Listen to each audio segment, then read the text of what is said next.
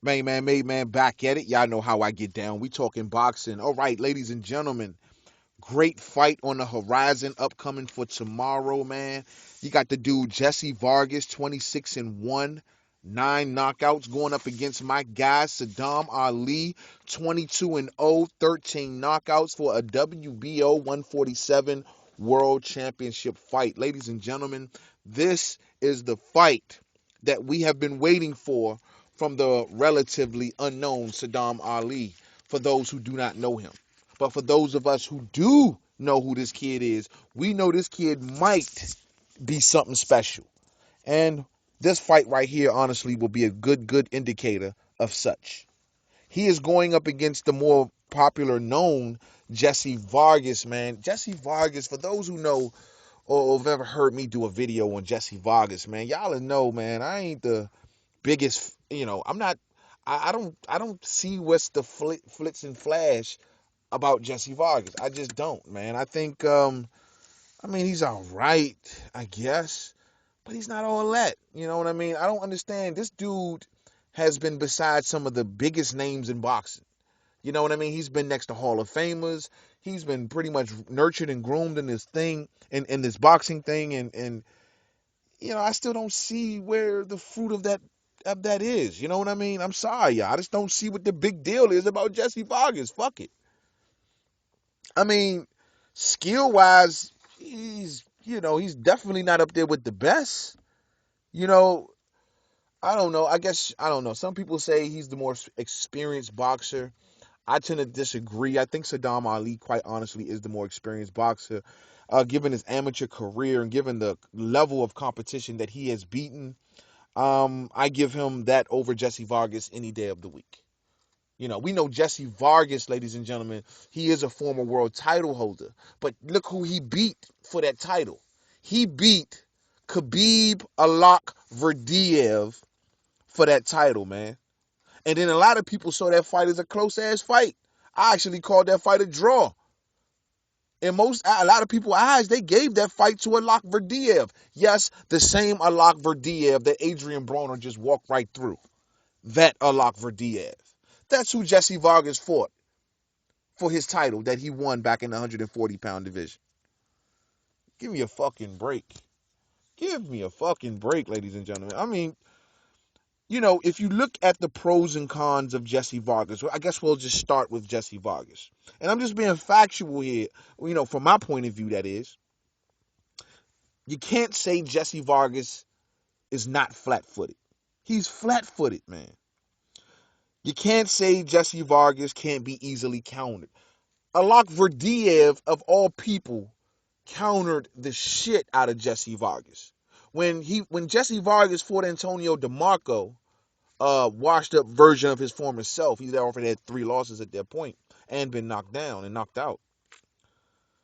When he fought Antonio DeMarco's best points of the fight was when he countered. You know what I'm saying? Timothy Bradley countered Vargas all night. All fucking night. He can easily be countered. He has terrible timing. He fights more on instinct than skill, because skill-wise, he doesn't do anything like great. His jab is he keeps his hands low. His defense is his footwork is shit. I mean, his boxing IQ is he was fighting Alak Verdiev, who was a southpaw, and the whole time he was moving to the fucking right. Everyone knows you do not move to the right, his right or the left of the southpaw fighter. You don't move to his strong hand. Everyone knows that. This dude did that the entire fight. What kind of boxing IQ is that, man? I'm just being real. That's just the things that I noticed. The guy was literally walking in circles around Alak Verdiev, dragging one foot, moving to the right. As the fight goes on, his defense gets worse. So many holes in his defense. It was exposed by Bradley. It was exposed by Alak Verdiev, or Alak Verdiev, or whatever the fuck. He can't get out of the way of counters. He just doesn't have the reflex to do that. He gets countered easily, ladies and gentlemen. Off that lazy jab or him trying to out there feel motherfuckers, fill out for the jab, he gets countered. Pow, easy. I don't know, man. I'm not trying to be hard on the dude or nothing. I'm just calling it like I see it. He stays in the range of his opponent's jab constantly. He stands right in the range of his opposition's jab. And that's why he's always getting popped. He's always within range because his footwork sucks.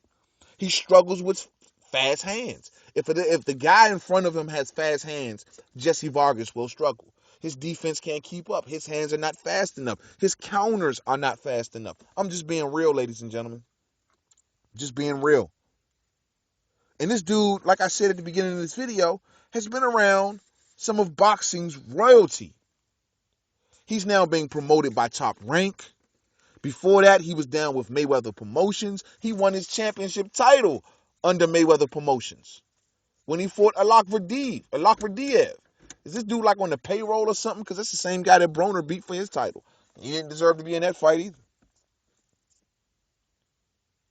But he's been down with Mayweather Promotions, man. This guy has had 6 trainers in 8 years of him being a professional boxer. 6 trainers, ladies and gentlemen. And we're talking about Hall of Fame boxers. We all remember Roy Jones used to train him. Remember Eric Morales used to train him. Now he has a current fighter, a former cruiserweight champ, training him, Dewey Cooper. He's been around some good names in the sport of boxing. He has Bob Abrams' support. Bob Abrams got him title shots already, put him in there with Timothy Bradley. And we hear Jesse Vargas running around to the cameras talking about Sadam Ali sees what my power can do by me almost knocking out Timothy Bradley. Not knocking him out, but almost knocking out Timothy Bradley. And we all know he wasn't knocking out Timothy Bradley, ladies and gentlemen. We know what Timothy Bradley's chin is like. We know the warrior mentality in Timothy Bradley. Wasn't happening. What is the hoorah about Jesse Vargas, man? I'm trying to figure this out. In my opinion, he got hurt by Khabib Alak Verdiev. He got hurt in that 5th round by Khabib Alak Verdiev and had him on his bike that entire fucking round, man. I don't know. I just don't see what the big deal is about him. I don't know. The dude hasn't had a knockout in 5 years. The last knockout from Jesse Vargas, ladies and gentlemen, was in 2011. Are you kidding me? I just don't see what the big deal is. Technically, Jesse Vargas shouldn't even be in this fight, man. He shouldn't even be in this fight. He lost his title shot against Timothy Bradley. And then Timothy Bradley was supposed to fight his mandatory in Sadam Ali, but he chose to fight Brandon Rios, in which he beats Brandon Rios. Jesse Vargas ain't fought since. And now Jesse Vargas pops back up into a title shot. What the hell is Top Rank trying to do? They are pressed for a star, man. They are so pressed for a fucking star. I don't know, ladies and gentlemen. Just don't see what the big deal is about Jesse Vargas. But he does, though, some good things, too, I guess, if you will. He does possess good power because he did wobble Timothy Bradley. Did he finish him? No. Was he going to finish him? I don't think so. But he did hurt Timothy Bradley. So that's game-changing power. He showed that. Too bad it took him 5 years to show it.